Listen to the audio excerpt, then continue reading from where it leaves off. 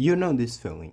You wake up, get ready, go to school, maybe study before, have classes, get home, and you study until you go to bed. And you notice you didn't start a project you really wanted to start.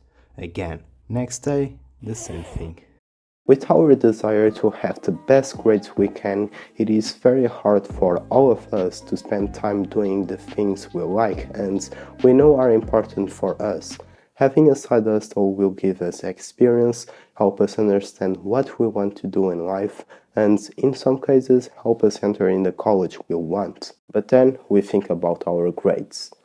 Oh, how much I miss the days when I didn't care if I had a B plus and I had all the time in the world. When was it? Oh, last year.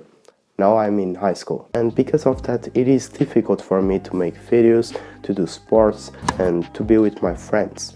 But I have adapted 3 habits in my life so I can have all the side hustles I want to do sports and keep my grade high. The first is setting your priorities, and I think this is the most important one because all others will depend on what you choose here. In your list it might have do some kind of sport, school, your side hustle, meet with friends, etc. And you should make a list from what you want to focus more to what you want to focus less. I'll give you my example. My priorities are school, YouTube, tennis, friends, read or coding. But pay attention because this doesn't mean you should just start doing the other things when the number one is finished, because that way I would just study and never do the other things I want to do. It just means you will use more of your time in that thing, and that's probably you won't stretch after working out, for example,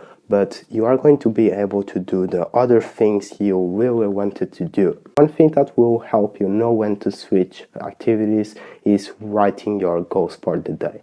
My goals for today were studying physics and finishing the maths homeworks. I almost didn't touch the maths homeworks, but okay. Filming this video, reading and working out. But how do I know it is time to stop doing one thing to start doing other? Well, like I said, it depends on my goals for the day. So, for example, today my goal for studying was finishing the 5 chapters I had to study for my test. So, every time I finished one chapter, I went to do something else. So, basically, today for me was studying, working out, studying, reading, studying, etc. until I got fed up of studying.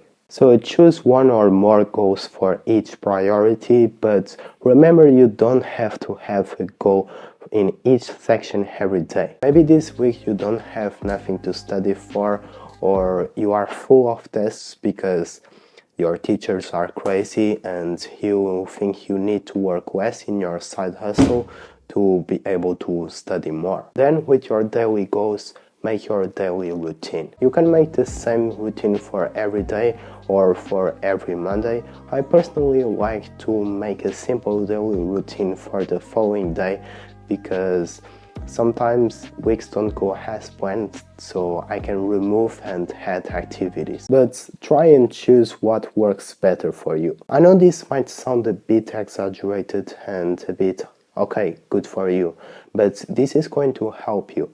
Set limits for your studies so you don't study too much. Start what you always wanted to start and know what to do next without having to spend time deciding. And will avoid you being at your phone after you finish it one activity instead of doing what you always wanted to do, like the side hustle. And the third habit is to find a way to work without distractions. You know those people who say, I worked so much, I studied like 8 hours for the test.